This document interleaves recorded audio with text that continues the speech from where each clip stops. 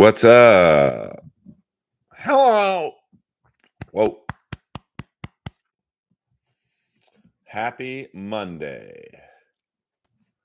I just put out a new protein cookie and vitamin water review. I'm feeling proactive today, baby dolls. Um, what's the average number of people you played to at the store? Was it ever accepting less than 10? Well, Saturday night, I made my return to the comedy store. And if you go on my Instagram stories right now, you will see a review. A lady left, literally crying in tears, saying that me and Bobby Lee delivered the goods.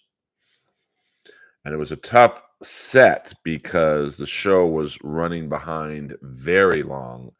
My 12:15 set, I went on about 1 o'clock, and the crowd was pretty dead.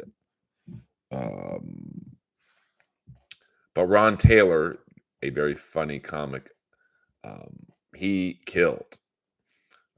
So that was tough because, in a dead crowd, when a comic kills toward the end, they kind of check out. But please go on my Instagram story right now. I think it's got 4 more hours before it expires. And a very lovely lady said some nice words about Earl Skakel. Let me pull up my story right now, not on the screen, but the Comedy Store show went until 1:45 a.m.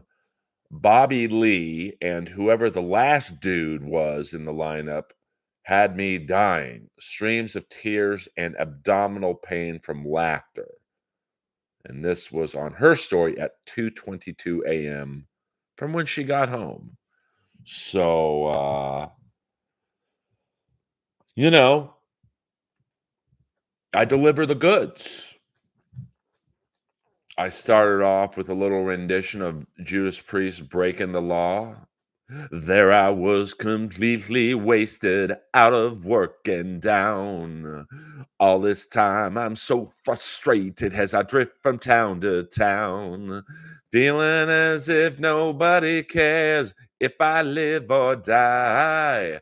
So I might as well begin to put some action in my life. And the whole crowd's clapping. And then Daddy took care of business. Business. So that was a fun night. I don't watch comedy, Jordan, as you know. So I can't critique Bobby's act. Um, I was in the new remodeled VIP not green room, the VIP bar that I think they spruced up a bit before the Netflix is a Joke festival. So I had a very good, I just talked with some friends I hadn't seen in a while. And Brian Holtzman was not in town as far as I know. Um, I'll take it, Boulder Johnny. Um, I mean, William Zoom, anything is possible within that realm. Have you plugged the Earlverse on stage yet? Not yet, not yet. Uh, I mean, it is the Brody Stevens, Sam Tripoli, Brian Holtzman spot, but now it's the Earl spot. Um, yes, the flamethrower. I mean, let's start talking about a little AEW wrestling, and then as you you non-wrestling fans, you could chime in with something else, and we're weaving in shucking and jibing here. We don't have to talk for the next hour about AEW Double or Nothing in Vegas, which was the very successful pay-per-view last night. And if you watched from the Zero Dark Hour, I guess it's called, um, it was a long pay-per-view. That's my only complaint. Slightly long. There's probably I personally would have just had one dark match and just have it last like a half hour, get the crowd going. But they had two dark matches. And for those of you not hip with wrestling, dark matches are basically like the opening comic spots. Would I bone RJ City for a press pass? Maybe. I mean, he's kind of feminine, so you know, possibly. I mean, we got three shows this week in LA. Wednesday night at the Forum. I will be there with the greatest hockey prognosticator on planet Earth, the great Dennis Bernstein. Um, and I will be in attendance at Dynamite and Rampage. And then Thursday night, I'm going to be a real lone wolf McQuaid and go to AEW Collision. I believe it's not Palm Springs, but it's like Palm Desert or something. I don't know. And then Friday night, Hackamania in Las Vegas. And then Saturday night, hopefully a spot at the Comedy Store. And I will be driving back to Vegas early Saturday so I can catch the Republic of Lucha show with the Nemeth brothers. So we're seeing a little AEW, we're seeing a little TNA. I mean, I'm a busy boy. So the streams might be all over the place this week. Might not be that many, but we'll figure it out.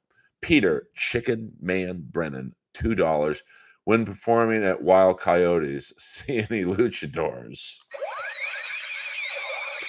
Wild Coyotes was a Hispanic room in Montebello booked by the comedy king, Larry Omaha. I saw a few luchadors without their mask on that night. And the funny thing is, I thought I had bombed. A Wild Coyotes was like a real rowdy, think like a Hispanic roadhouse. It's all Mexicans, gangbangers, bikers. Why they thought, hey, let's have a stand-up show here would be a good idea. And I was pretty new into comedy, maybe 2 years in, and I thought I bombed my ass off. They were dead silent. And I maybe did 15 minutes, maybe. And I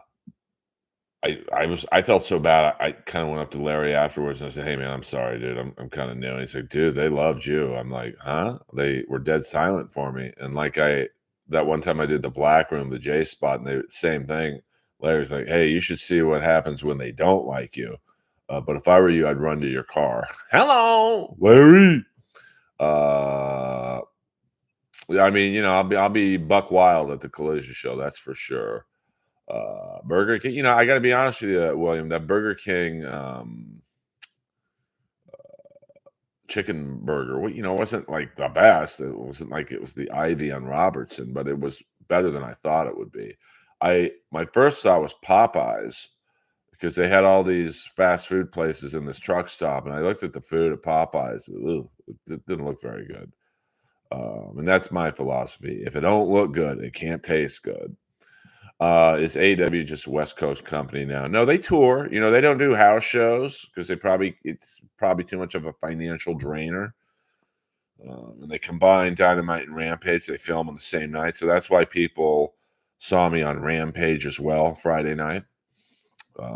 So their big pay-per-view was in Vegas. It makes sense to do a West Coast run. You can do two shows at the Forum, and then Palm Springs. I would imagine would be similar to the Bakersfield show. Kongzilla coming in with some Dabbleverse talk. Dang, MLC has an insider to record Hackmania. I don't care. I'm going for the stand-up show. And then the Mel Steiner show, I couldn't make it due to unforeseen circumstances, but I will be doing the next one. Are you on the camera side? I want to be on the camera side. I haven't bought my ticket yet for Thursday. I have the last time I was at Bob's Big Boy in the Valley. I guess it's the only Bob's Big Boy. I think it was mine and Chandler's. I believe it was our second, not date, but we ended up eating there late night. So that's 2018. So it's 5-6 years ago.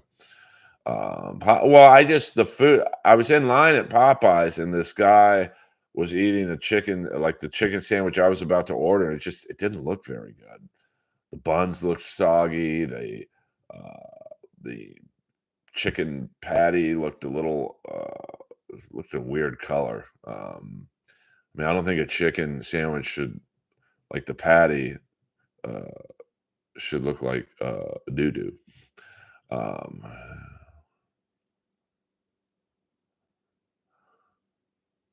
oh, that's funny, Kip Smith. I kind of remember that, but not really.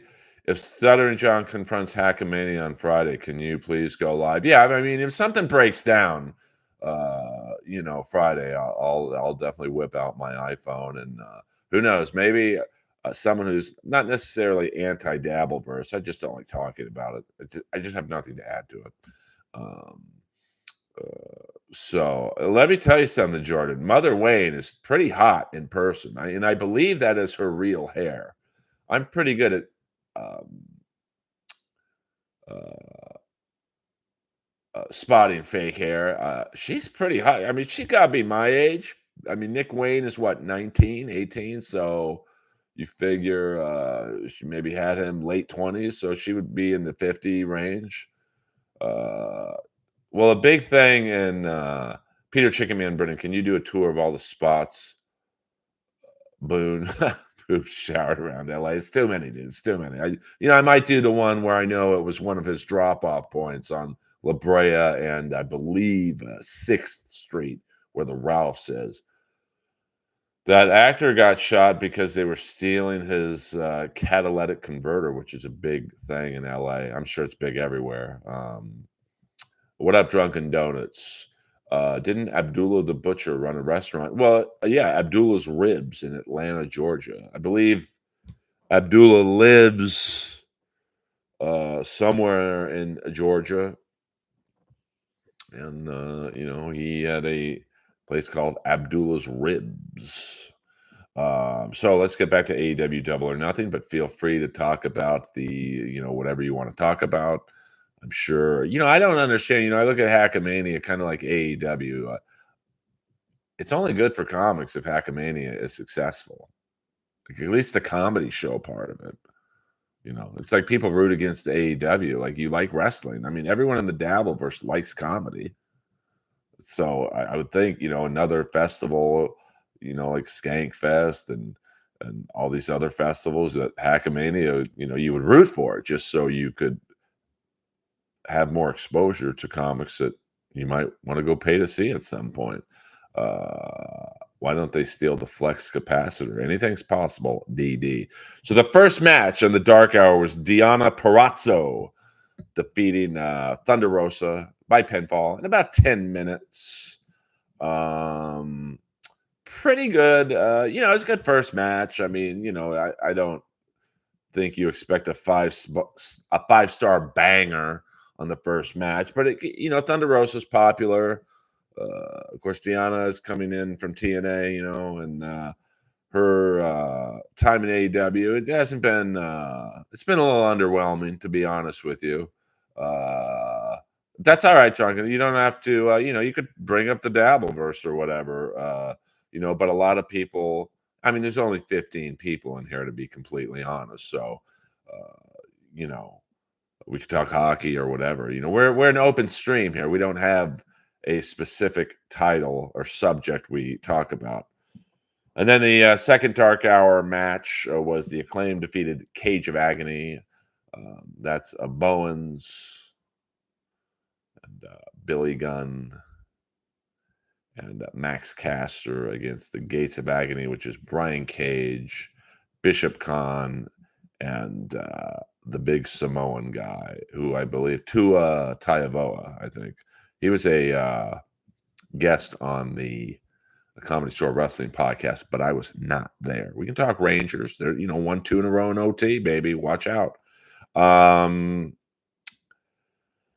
the pay-per-view starts off with a hot match with, of course, my favorite right now, Will Ospreay and Roderick Strong, who um, it was a great way to start off the pay-per-view. I thought they might hold off on this, but Ospreay is he's a tremendous talent, and Roderick Strong doesn't get um, the respect he does. He's just a humor, a character. Um, and then, it was an A-plus match to me. I mean, perfect way to um, start the match. Um, and then, a couple cool debuts. Adam Cole came out, and then MJF came out, cut a great promo. I thought it was a little long, to be honest with you. Yeah, I mean, AEW does have a huge roster, but so does WWE, so does TNA. I mean, XPW has a big roster.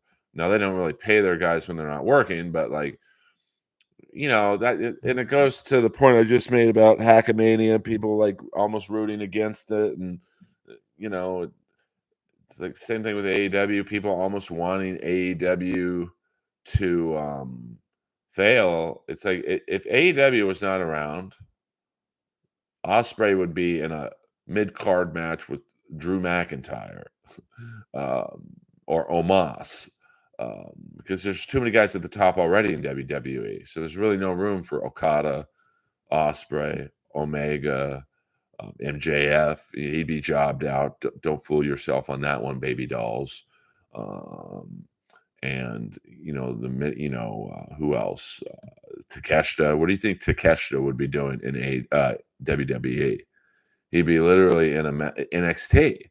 I mean, NXT is pretty bloated, to be honest with you. So, I do think that, um, yeah. I mean, would I like to see Miro more and Powerhouse Hobbs, Kyle Fletcher? I mean, these are three guys who weren't even on the pay-per-view.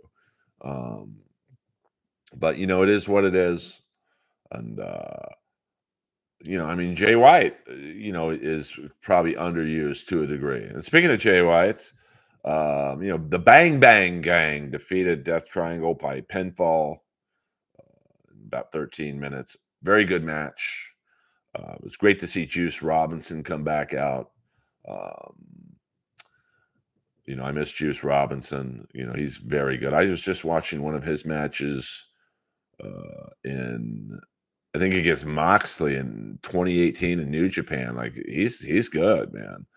So hopefully he's all healed up, and it's good to see Death Triangle kind of reunite. They're very good. I mean, the one thing I don't like about the trios matches is it kind of really like I don't even know who the tag team champs are because they spend so much time on the trios matches. Um, well, I've heard that WCW documentary Ross is a little it's a little slanted, like certain people. I don't think they interviewed Flair or something. Like they didn't interview a lot of the players. Yes, I mean, listen, I'm sure MJF, everyone's probably tempted to go to WWE for your WrestleMania moment. And MJF's young, was he 27? So, physically, although he does wrestle a grueling style, with the stunts, and he's not Will Ospreay flying around, but he is a very physical wrestler. He'll have time to go to WWE at some point, but and I like the that line he nailed. I don't need New Japan or Vince McMahon. That's a good line. Didn't cross the line really, and he kind of came out dressed like Triple H. Yeah, I mean, I'm sure they, every wrestler like MJF, Omega, Osprey, Jay White, Okada, they probably either reached out to Sting, because he was really the last true star to make the jump to WWE and go, hey, how do they treat you? Even though you could just watch his match to see how they treated him. Um, or they didn't reach out to him at all and just the facts are what they are. I mean, they jobbed him out to Triple H, and then the next night he's in a fucking segment with Bo Dallas off Monday Night Raw, like off air, plugging the fucking network. So I'm sure that did more damage than the WWE will ever really realize. Russo's painful. I blocked his YouTube channel from being recommended. Yeah, I mean, I like Russo, but the constant bro. Um, and I like Bischoff, although Bischoff does not seem to like AEW very much. Yeah, I am very serious, Drunken Donuts, and if you don't like the chat in here, then hit DeVito's stream. Uh, I mean, pro wrestling is, for me, is it's a divergent tactic for me to not have to think about stand-up comedy for 2 hours, or in yesterday's case, 6 hours. So, and then the next match was a Tony Storm defeated Serena Deeb in 15 minutes. Um, pretty good match. I mean, I'm not a Deeb fan. I do think that,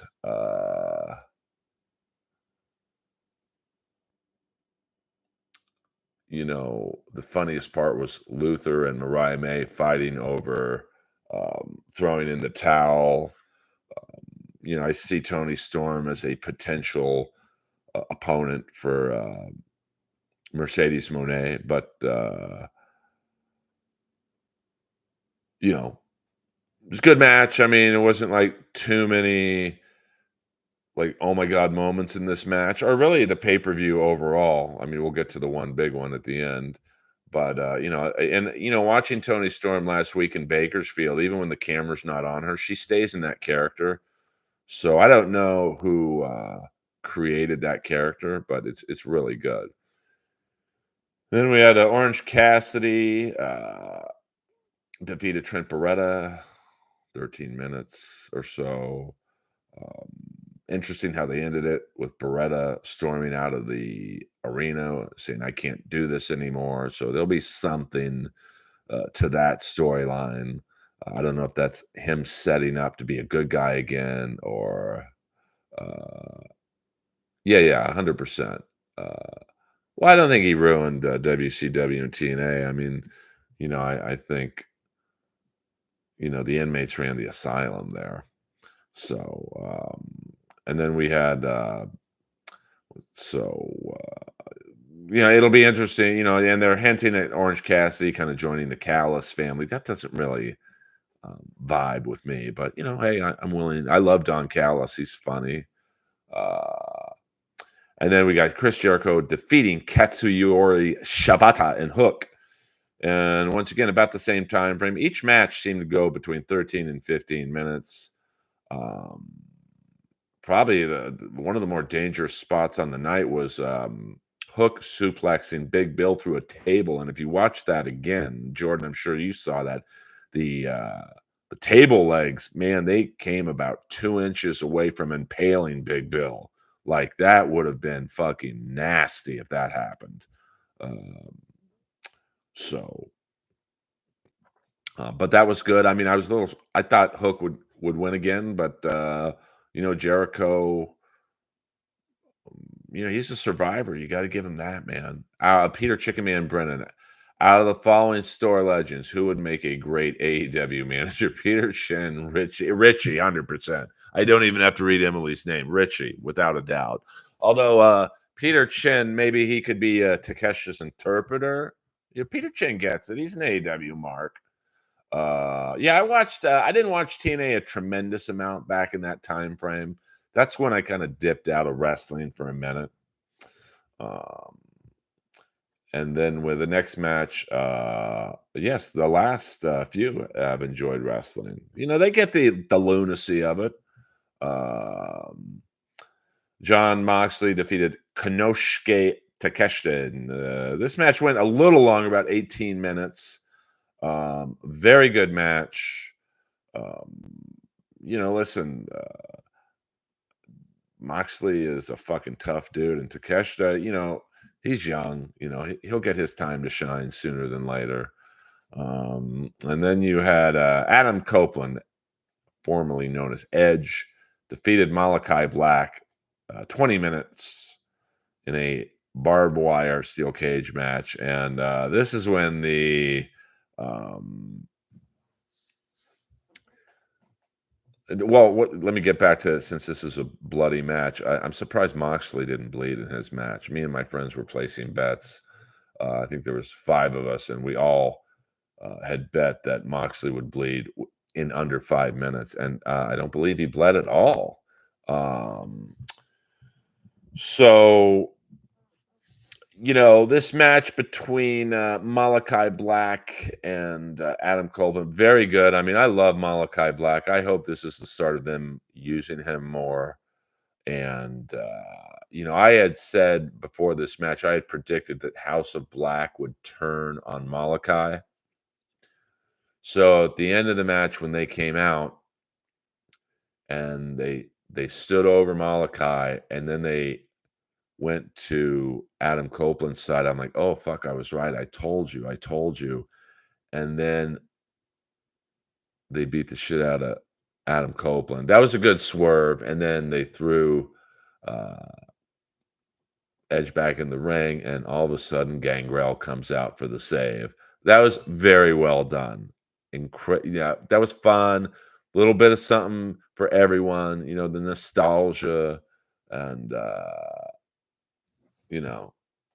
Well, I don't really care what you oh, wait, I thought you were talking to me. I mean, Copeland, for a guy his age and for a guy who almost had to retire because of neck and back stuff, I will agree with you there. Is Mike Black part of House of Black? He'd be a good a manager for House of Black. He'd come out in his RoboCop shirt. And then Mercedes Moné and Willow Nightingale. We finally get to see the in-ring debut of Mercedes Moné after what was it? She signed in January 13th. So a very good match. I mean, I saw these two wrestle about a year and a half ago in Long Beach for New Japan. And that was the match where Mercedes legit broke her ankle. Now, Willow won. I don't know if that was the planned finish for that match, but with the injury, they do things on the fly when someone gets hurt like that. And they have very good chemistry. You could just tell that some people have. It's like Omega and Osprey.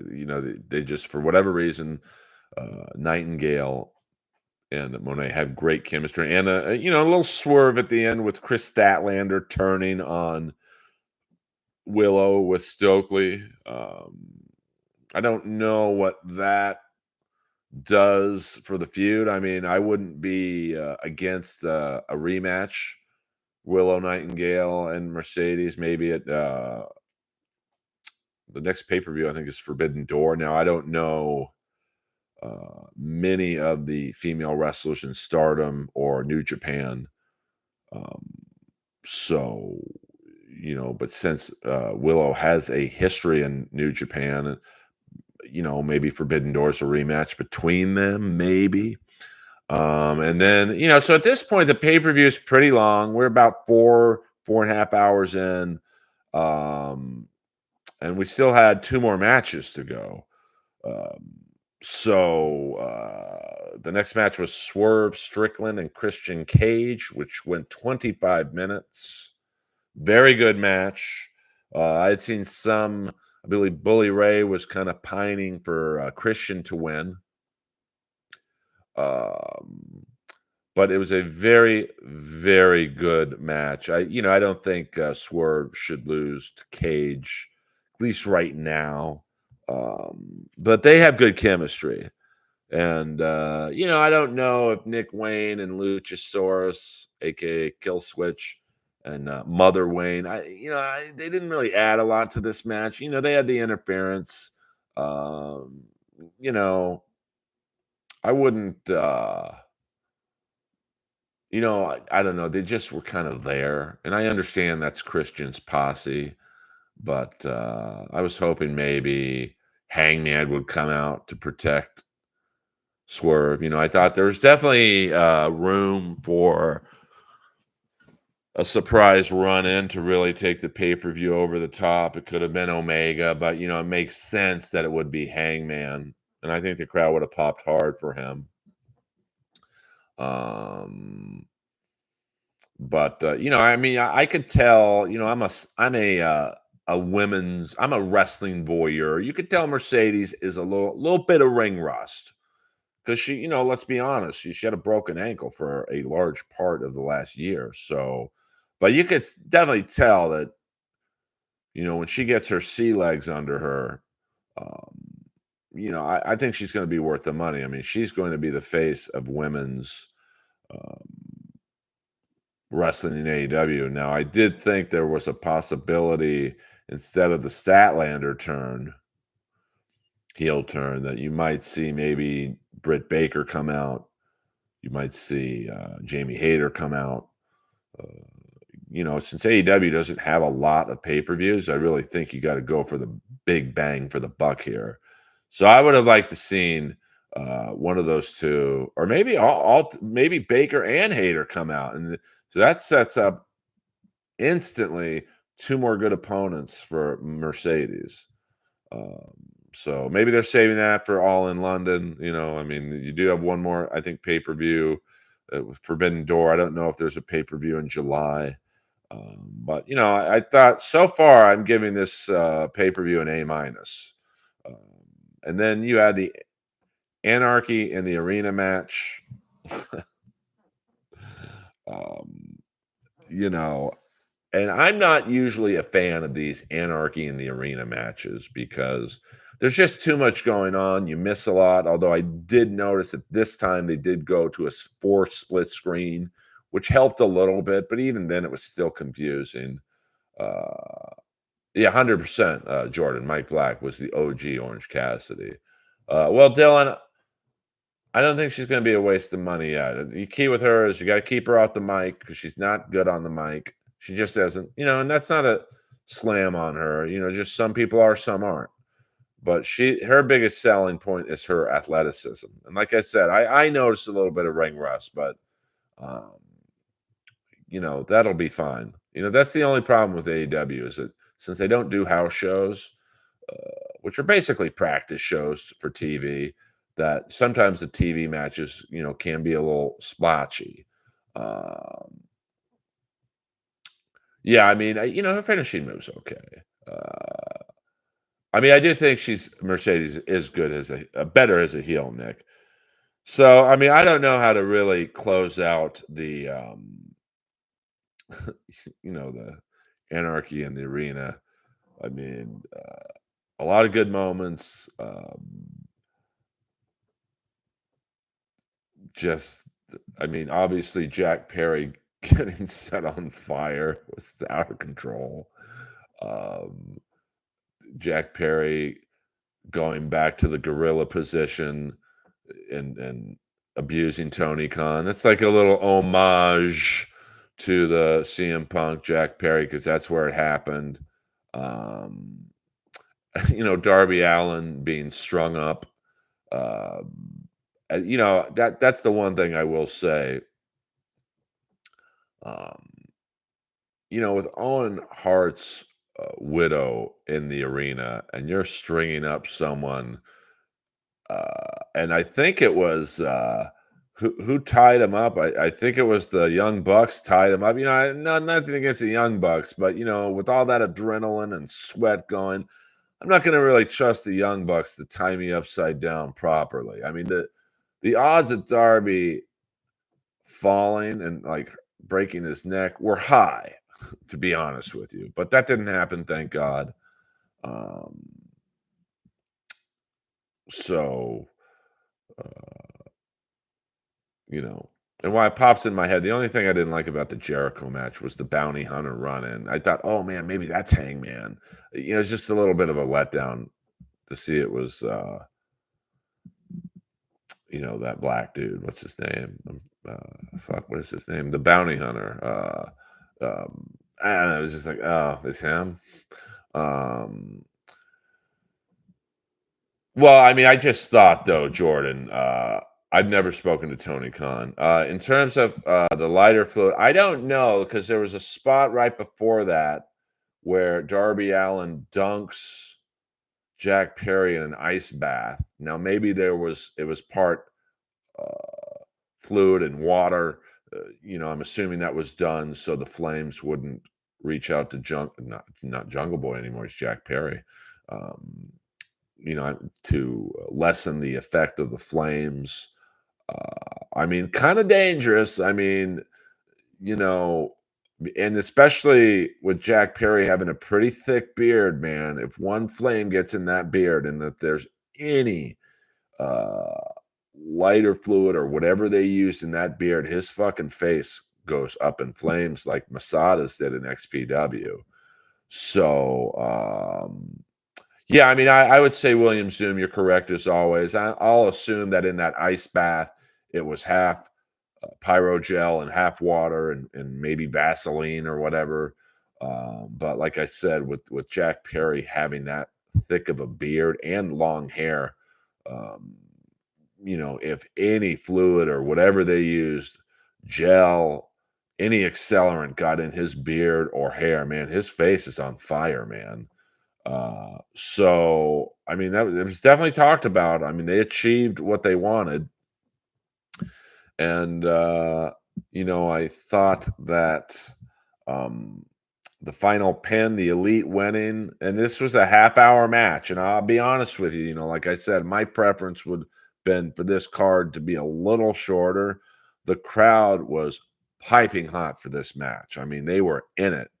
Because it was fun. There was a lot of fun spots. Okada was great. I mean, all 8 guys, are very, very good performers. So, it'll be interesting. Dynamite should be real good because now this is gonna set up the feuds for, Forbidden Door, which, the luster of Forbidden Door is kinda shattered now because you've got Shibata in AEW full-time, you've got Takeshita in AEW full-time, Okada in AEW full-time.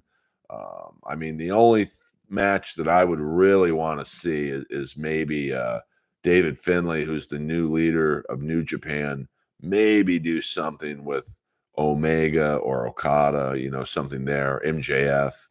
Um, I've watched a lot of New Japan Finley matches, and he's pretty good as a heel. But outside of him, I don't know if Forbidden Door. I mean, I guess Zack Saber could be. I love him. He's criminally underused. But we'll see. I mean, all in all, I'd give this pay per view an A minus. Like really, all the there wasn't one bad match. Usually in a 5-6 hour pay per view, there's at least a couple matches where you're like, ooh. Um, I mean, I will say, I think with all the matches being at least 13 to 15 minutes, and then you had, the cage match 20 and the anarchy match 30. I do wish there was maybe like one or two shorter matches, just to, I don't know, give you like a sensory break. But that's really my only complaint. I mean, like I said, the MJF speech I thought would have been a lot hotter if it was maybe 2 minutes were shaved off of it. Um, but I'm sure the adrenaline was flowing for him, and all in all, AEW is killing it right now. I mean, it's not necessarily showing up in the ratings, but I'm happy.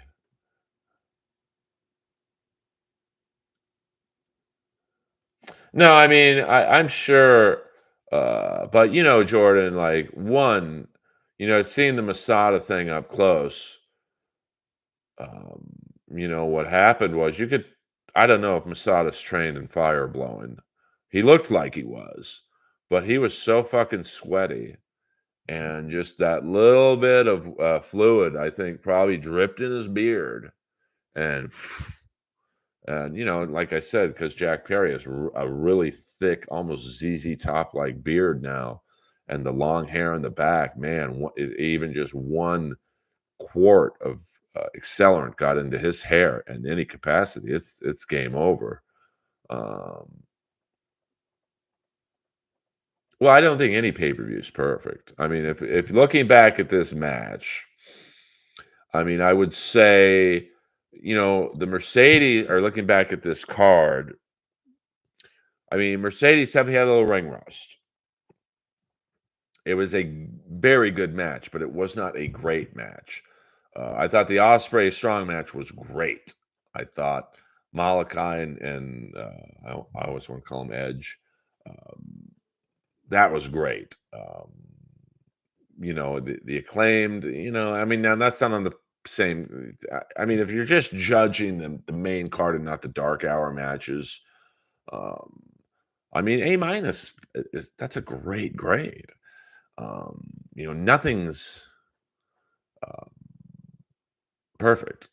You know, I mean, I did like, like I said, the Adam Cole debut, or not debut, but the return was pretty good.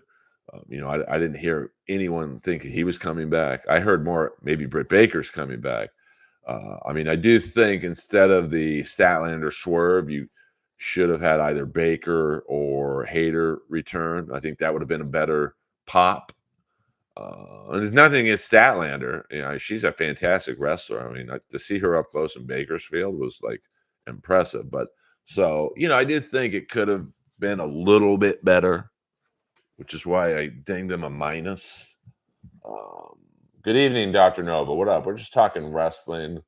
Uh, I agree with that, William Zoom. I agree with that in terms of comparing the dabblers to the pro wrestlers.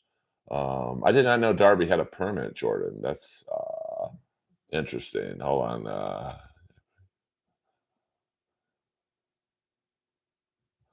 I did like the car accident, and I mean, listen, very little to complain about. Um, you know, but nothing's perfect. Um, I thought the commentary was good. I wish Nigel McGuinness was on it a little more. He's a great heel commentator.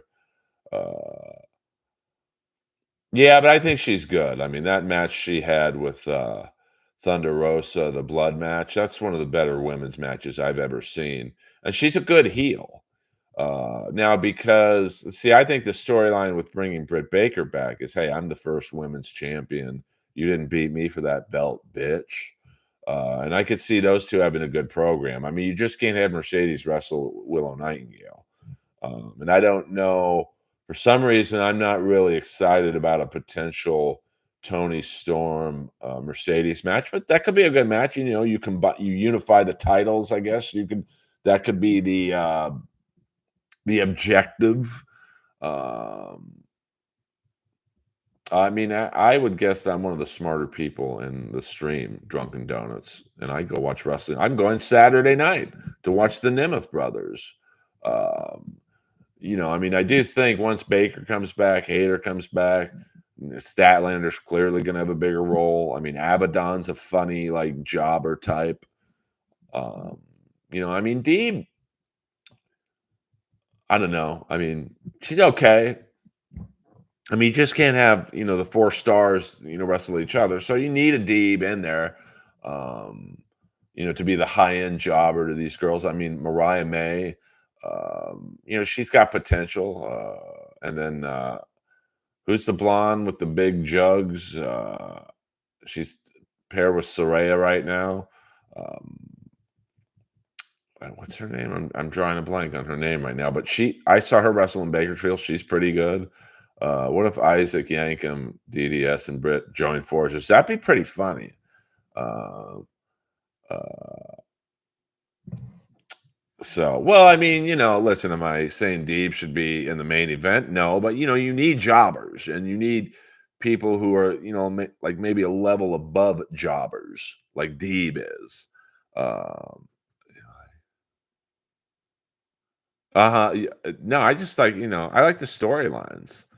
Like I got excited when MJF walked out and when the House of Black double swerve happened. It's just fun, man. Jesus Christ. I don't live a fun life, Drunken Donuts. Stand-up comedy is very stressful. Saturday night, I was nervous before my spot. You think it's easy going on at 1 in the morning in front of a full audience? They were a little tired and dead, and I got to do 45 to an hour. So for me to watch wrestling, that's what I do it for. What up, Colt C? 45 minutes. I'm going to get a drink right now. I'm all out of my vitamin water. I'm working out after this.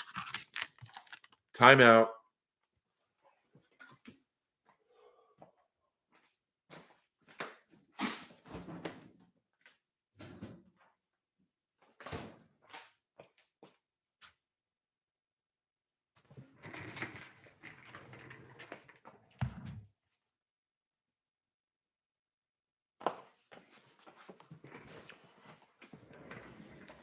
And I do think Wardlow should have been used a little more. He just like he's wasted in the kingdom. Like I wouldn't mind seeing Wardlow and MJF again, or Wardlow and Osprey. I mean, Wardlow is like more athletic Mike Awesome. Who's your favorite American heel in pro wrestling? Rick Rude from Russo, Minnesota, I believe.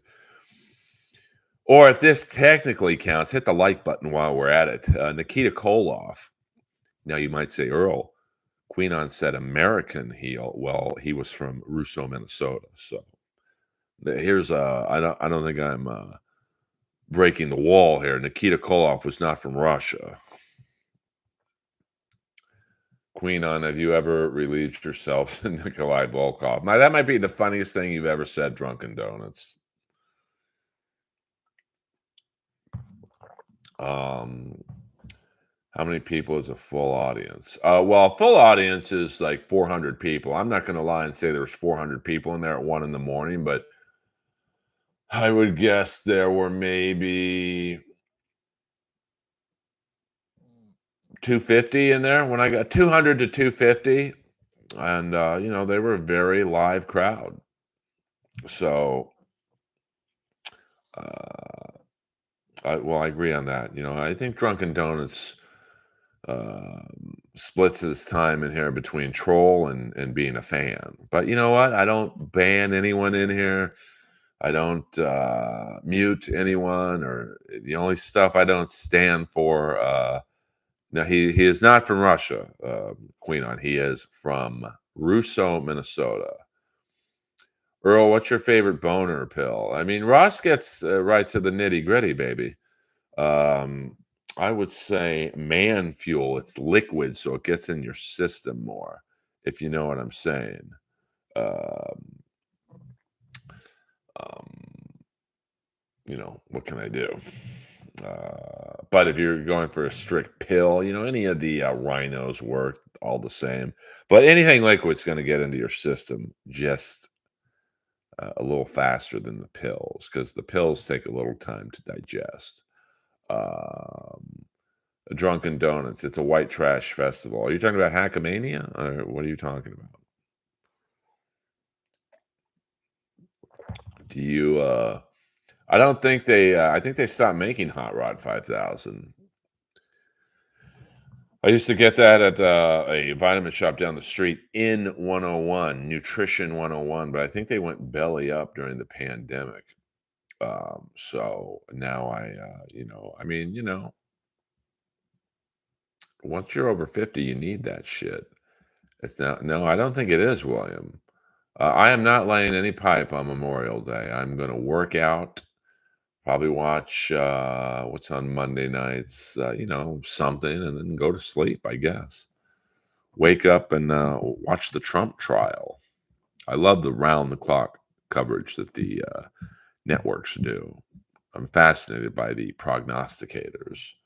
Um, I don't watch WWE. I really don't. So, um, I don't like someone said, "Hey, what do you think of Liv Morgan?" I'm like, I don't even know who that is. WWE to me right now is like before AEW, how I felt about New Japan. I just didn't watch it.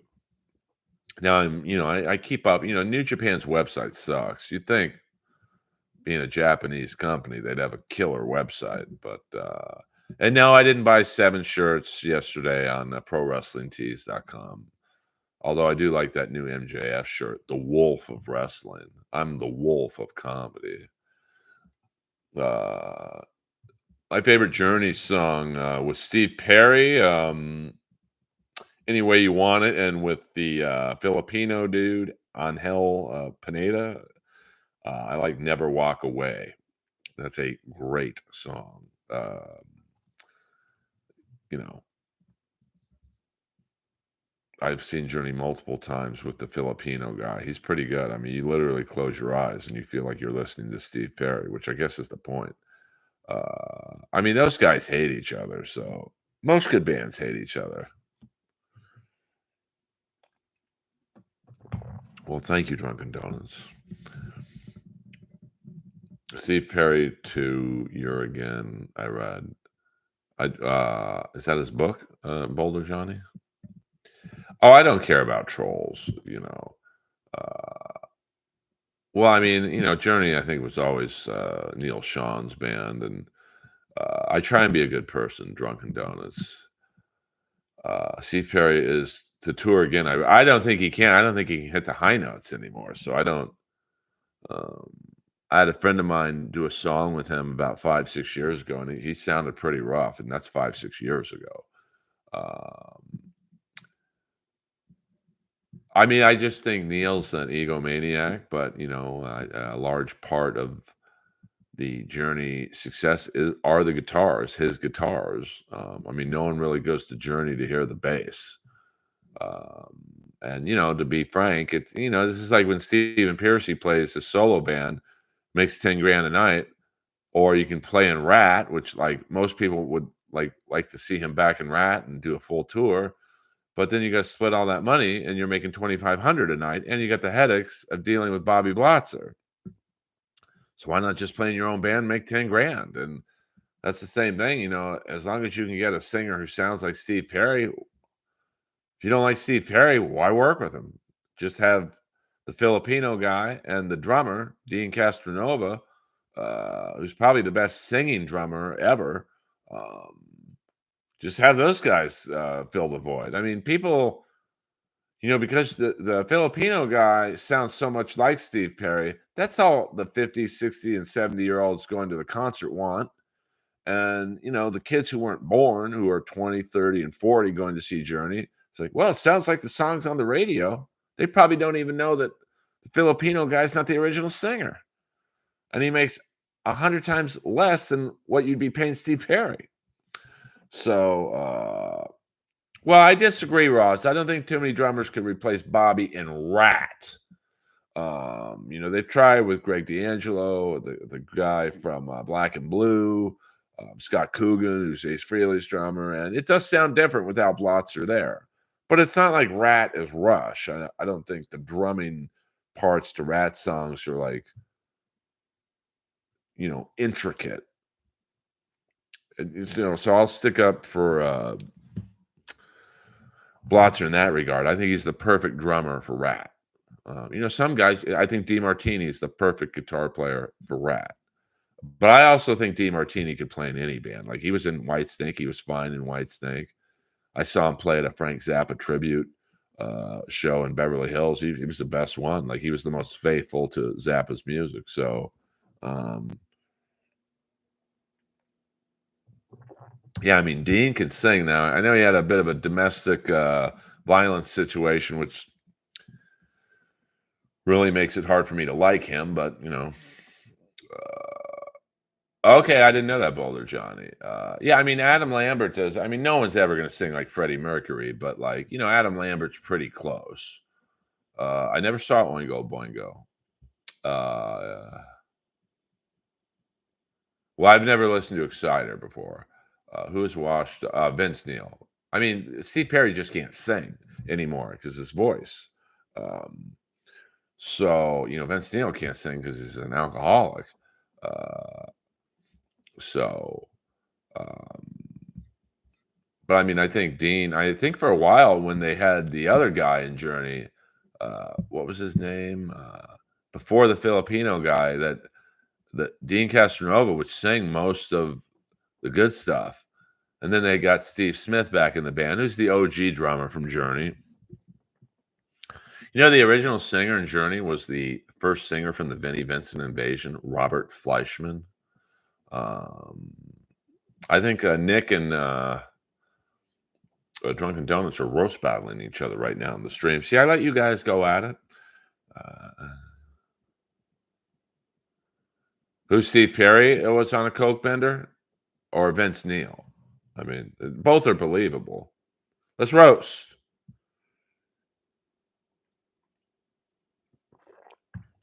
No, I'm not a huge fan of Trump, to be honest with you. I mean, I voted for him in 2020. I will not be voting this year. I just like, it's like two shitty choices. Top 3 best singers in rock. Well, Brad Delp from Boston. He's pretty hard to beat. Freddie Mercury and Rob Halford. Did you have to pay Steve Stevens royalties for the ray gun? No, no. He sent me them free to use as I please. One time, Kenny King roasted my brother at a TNA show. I don't know who Kenny King is. Uh, well, I mean, I don't believe the polls, Ross. I mean, you could find another 4 polls that say Biden's winning. You know, um, I mean, I think it's going to be a very close election. I don't really think the debates are going to swing anyone. I mean, I think right now, what are we? Monday, May 27th. The first debate, I think June 27th. I think if you're going to vote for Trump, you're going to vote for Trump. If you're going to vote for Biden, you're going to vote for Biden. The debates aren't going to, aren't going to change many minds. Rick Ocasek was the most awkward front man, I think. I had never had a wiener lengthening surgery. Trust me, that penis reduction. Ask your girlfriend. Hello, boing. I'm just kidding, dude. I'm just fucking around. So I'll do a stream tomorrow night for sure at 6 p.m. We'll get all the plugs out of the way. We got about 4 more minutes before the stream. And let me, I forgot to thank my super chatter, the great Peter Chicken Man Brennan, $2. I appreciate that, Peter, very much. I mean, Mick Jagger's, I don't know if I would say Mick Jagger is one of the great vocalists. I would say, now if you're going to talk front man, I would say Mick Jagger, David Lee Roth, and Ozzy, Paul Stanley is definitely in consideration. Yeah, I mean, Jim Morrison, Robert Plant. I mean, this is kind of a dark horse selection because you never really hear him mentioned as a great frontman, but as someone who has seen the Killers 3 to 4 times, there is something about Brandon Flowers. He knows how to work a crowd, and they're big crowds. So I would throw Brandon Flowers as a dark horse because he's got like this almost like an Elvis Sinatra rock and roll vibe. All right, none of that talk in the chat, DD. We don't talk about touching another man's penis in the stream unless you super chat it. I mean, the Killers are a draw. Like I've seen them. They've sold out every show I've ever seen them play at. So, all right, you got to super chat that kind of language in here, Drunken Donuts. If you're trying to homosexually harass another person in stream, you got to super chat that stuff. So I've never really listened to Kings of Leon. I'm not a hater. I just, I've never. Have you listened to the new Judas Priest album? Weirdly, like a Christian concept album. I have not. I mean, I hear Rob Halford kills it on the vocals.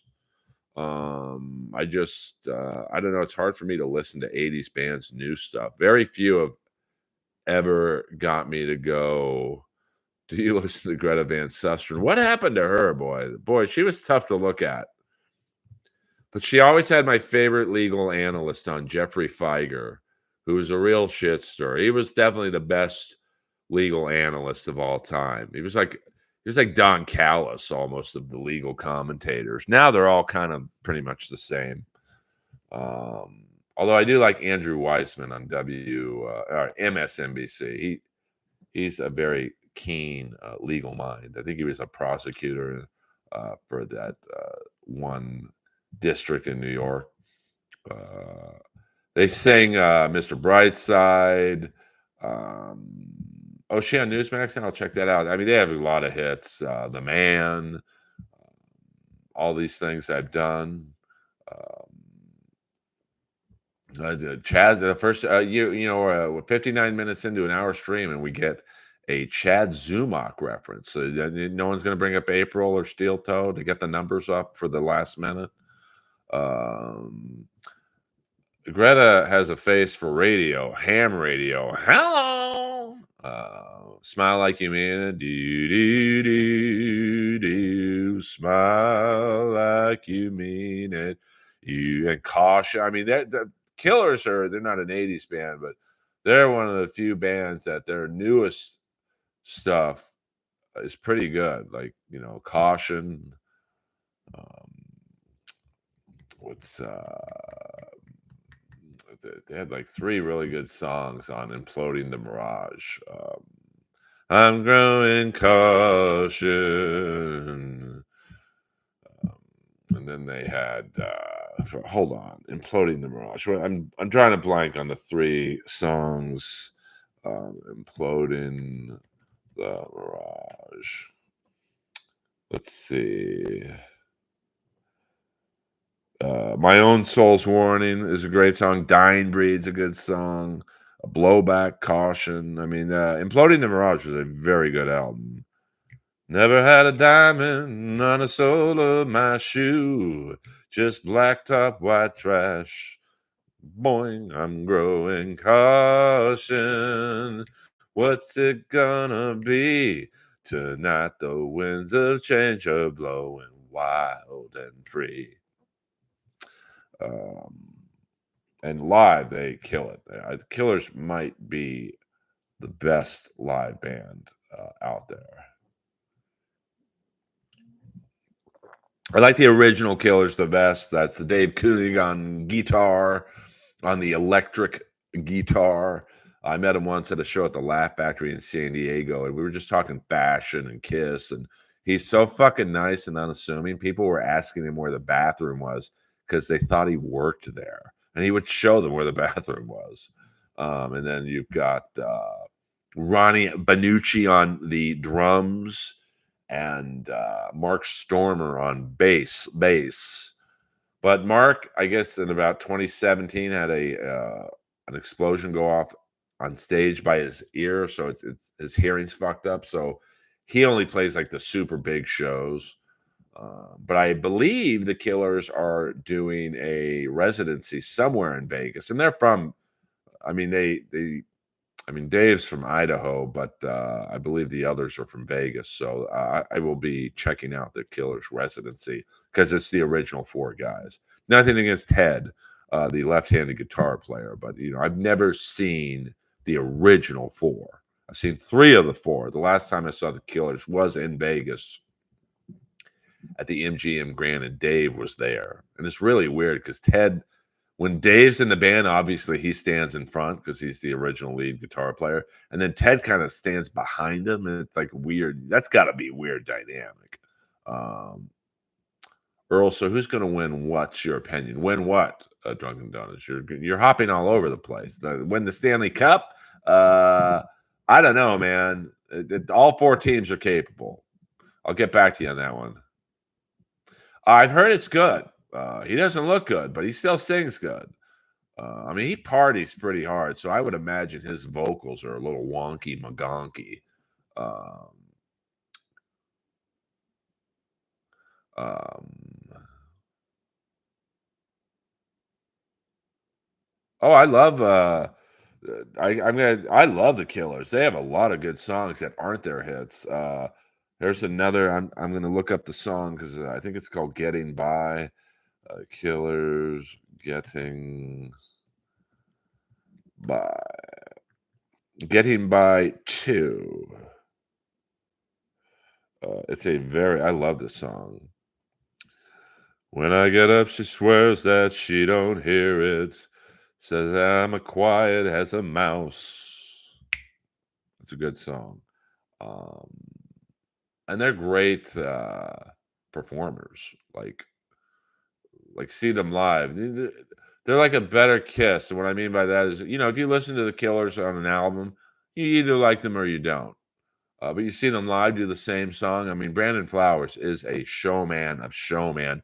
The drummers, now from what I understand, he's kind of a dick, but like he's a great drummer. He's the perfect drummer for the Killers. And like I said, Dave is one of my favorite guitar players. And I've never seen Mark Stormer play bass. It's always been the heavy set guy with the beard, who's very good, obviously. I mean, Brandon Flowers is not gonna, Brandon Flowers, I think, is like Alice Cooper. Like Alice Cooper never has bad musicians in his band. Oh, please take a deep dive. I mean, let's see. Let me look up the Killers and some of their deeper cuts. I mean, check out some of their newer albums. I mean, they'll always be known as Mr. Brightside, but they. I'm trying to think because they put out a lot of albums. I mean, they put Pressure Machine was a good album.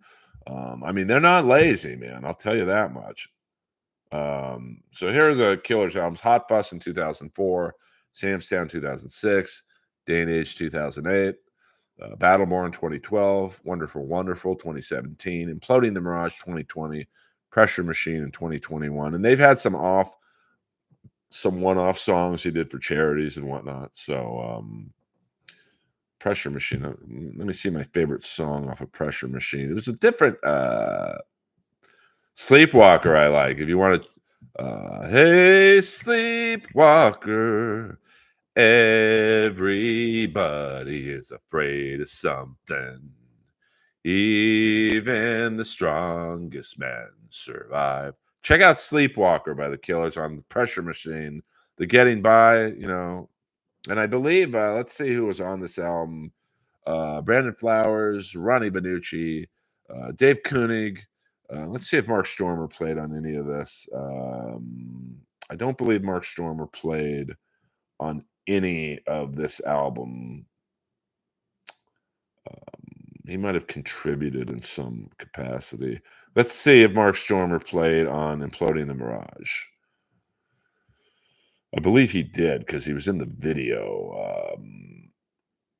Yes, Mark Stormer played bass on the Imploding the Mirage. Dave Koenig did not, I don't believe, played on Imploding the Mirage. But Lindsey Buckingham did the solo for Caution.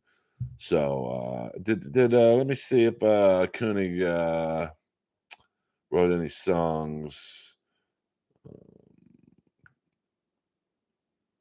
I mean, that was the thing I think with Koenig. You got to respect Dave Koenig for like walking away from the Killers.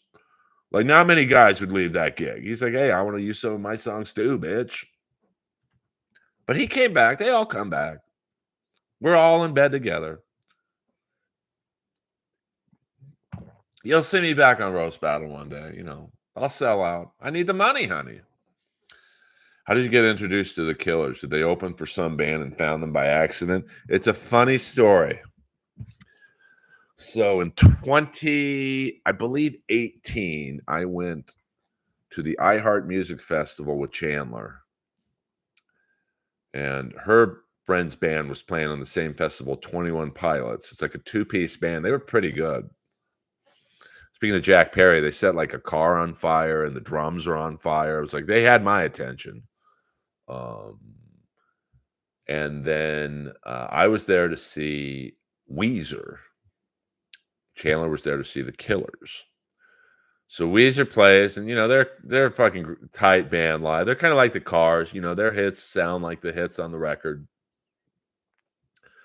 And then the Killers were going on after Weezer, and I'm thinking, good luck following Weezer, because Weezer is one of those bands, kind of like Bowling for Soup, where the crowd sings every word to every song they play. And then I said to Chandler, hey, I'm going to go to the bathroom. She's like, stay for the first song. I'm like, I got to go to the bathroom, man. This diet soda's running through me like Carl Lewis. And she grabbed my hand and said, stay for the first song. And the Killers came and they started with the song The Man, which is a song that I love. I know the score like the back of my hand. Lay of the direction. I don't give a damn. I'm the man. Come round. You can take me down. I got gas in the tank. I got money in the bank. I got news for you, baby. Looking at the man. I got skin in the game. I'm a household name. And all of a sudden, I didn't have to go to the bathroom anymore. I literally went home. Now, this is when I used to support artists. Yeah, I went on iTunes and I bought every single Killers album, and I've been a fan ever since. I mean, I don't know where you buy them. I mean, the gas station by me, Ross, they get these one-off vitamins that I'd never seen at like Vitamin Shop. The one I'm really looking for, I think they sell them at GNC, is Redefined makes a Skippy protein cookie, and very good. But for some reason, Vitamin Shop, I got it at Vitamin Shop, but they don't. I think it was a one-off. They don't carry it. But there's not that many GNCs around me. The one in West Hollywood closed. You'd think they would have been open. All right, kids, we did a nice tight hour and 10-minute stream here. Thank you once again to Peter Chicken Man Brennan for your donation, your tip. I appreciate that. We got a busy week of wrestling. Check out Jordan and the Lions travel channel, the number one travel vlog in the world. Yes, it was a fun chat. Why didn't you piss on the floor like you did at Rocklahoma? Well, we were indoors at the Forum. It's a little harder. But I'll never forget. I mean, I'm telling you, I was literally walking up the aisle to go to the bathroom, and Chandler grabbed my hand and said, "Just stay for the first song." And I'm glad I did. She was right. Is this political in origin, Nick and Drunken? Oh, who knows, Cold C. I don't know if you want to. I don't know if you want to get into that. I think it's Dabbleverse related, but I don't mind, to be honest with you. I mean, listen, it's the internet. I don't expect you all to get along in here. I just ask that you're respectful to each other. And, the only thing that will get you banned or muted or whatever in this stream is the racist shit. I've never watched the Dabbleverse. I mean, listen, last week was interesting to basically see a live reading of an arrest of someone who's important in the Dabbleverse world in April. But it's kind of sad at the same time. But, you can't argue with the views. I mean, it's pretty... if you look at Kevin Brennan's stream, I mean, he gets, a couple thousand views a stream, 8 to 10,000. And then, I think that the minute the arrest thing happened, he got like double and triple the views, and Melton did too. So, don't think I'm not tempted to get into that world. I could have 60 people in here. But I'd rather have 20 people in here, make a buck or two, stream, talk about wrestling and hockey and the buffering next. I mean, let me see here. My Wi-Fi is good, man. My screen's pretty clear, so there shouldn't be much buffering. I'd say refresh the feed, but by the time you refresh it, I'll probably be ending the stream. Well, the Dabbleverse is basically it's 10 or so individual podcasts, aka streamers, roast battling each other online. So listen, I'm sure I could make a lot more money than I do and get a lot more views than I do if I jumped into the fray. But I've already met Stuttering John. I don't think this problem is on my end, brother. John Smith. I mean, I have full capacity Wi-Fi right now. I literally can't get any better Wi-Fi. And, it's a 4K camera. It's basically a brand new iMac. But, if it is on my end, I don't know how to fix it. This is as good as I can get it. I know you're not complaining. You're just letting me know. So if you got arrested, do you think your reenactment from Showgirls would get you released? Maybe, Days. Maybe. I mean, by the way, check out my Instagram story. I don't ask you guys for much, man. Once again, a girl wrote, the Comedy Store show went until 1:45 a.m. Bobby Lee and whoever the last dude was had me dying. Streams of tears and abdominal pain from laughter. All I need is about 2,000 more of her, and I'm famous. Bye-bye Earlverse stream. See ya! Just kidding. I'll always do this. Yes, thank you, Gavin Newsom, for allowing the homeless gentleman outside my condo to build a 7-story tent, you asshole. Um, actually, I didn't ask her out because she posted that story about 2 hours after the show ended, and yeah, I didn't meet her. But then she DM'd me saying how funny I was, and I said, "Come to the next show." Yeah. I mean, people are moving out of California in droves. I mean, why do you think Rogan went to Austin? Rogan's an LA guy, but you know what? When you're making the money Rogan makes, you make a lot more of it with no state income taxes in Austin. I think Hinchcliffe moved there. I mean, Hinchcliffe moved at the perfect time when he really started to make fat money. Now he's in Austin. Red Band too. I mean, I know open mic level comics who are living in fat homes in Austin, and they make money in Austin because there's like 20 shows a night in Austin that pay you.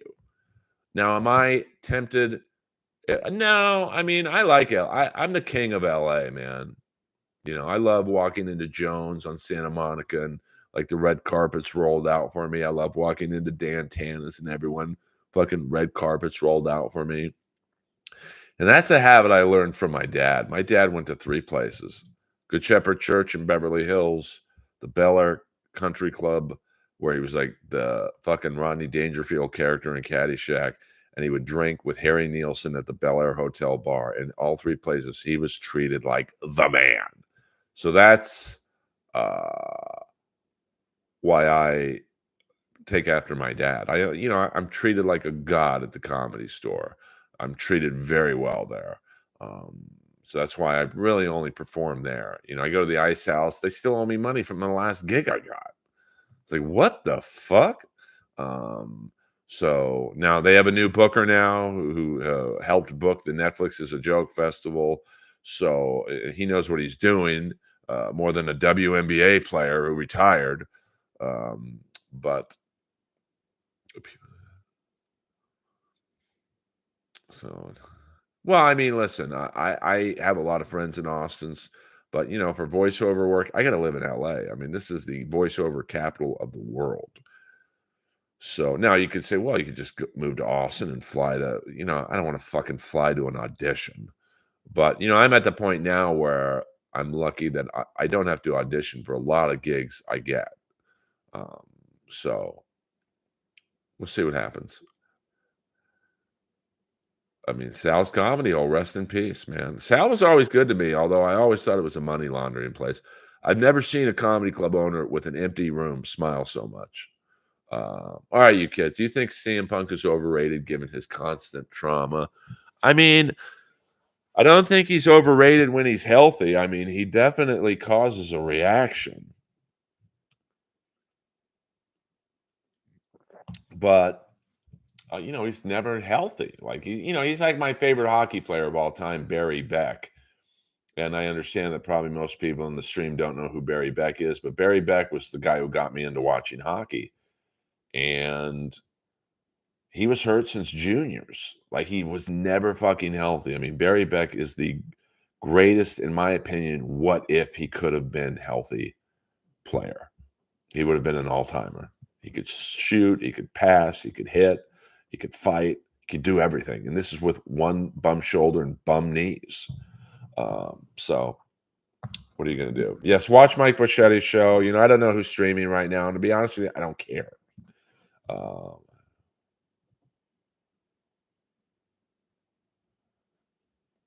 well, I mean, I just think the cost of living is cheaper in Austin. Like I literally know, like I said, open mic level comics, but they can make money at these bar shows in Austin that pay 100, $200 um, a show. And, there's 20 of them a night. Now that you're not going to play all 20 shows, but, um, if you do, if you make $1,000 a week in Austin doing LA comedy or doing comedy, you're not going to make that in LA comedy, $1,000 a week, unless you get 4 main room spots, and no one's getting those. Maybe like Sebastian or something, but um, well, congratulations, I guess, John. Uh,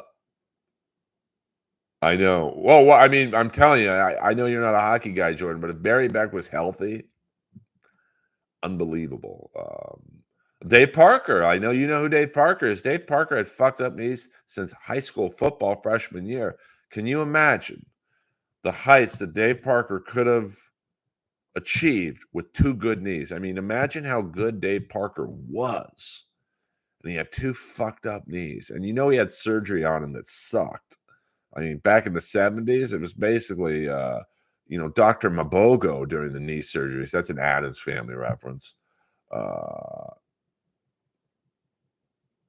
well, I mean, I don't know, at some point, the Austin comedy bubble is gonna burst, but, I don't think it's going to be, I think hockey Barry Melrose got, he's some form of cancer, I think, so, um but I will say the Austin comics are very good to me whenever I'm there. They're very nice. I mean, the one guy who brought me up at the mothership, fuck, I'm forgetting it. CJ Landry, CL Landry. I was like, this guy's an LA legend. And the crowd right away was on board just because he gave me a nice intro. Good luck getting that intro in Los Angeles. It would have been more like, hey, this guy takes it in the ass. Hello. All right, you kids. Earl Skakel over and out. We'll be on the stream tomorrow at 6 p.m. Thank you very much. That's 6 p.m. Pacific Standard Time. Thank you, Peter Chicken Man Brennan, for the super chat. I appreciate that. And now you guys can go off into the 12 different fucking Dabbleverse streams to talk about someone doing meth with guns and babies. Good luck with that. Earl Skakel over and out.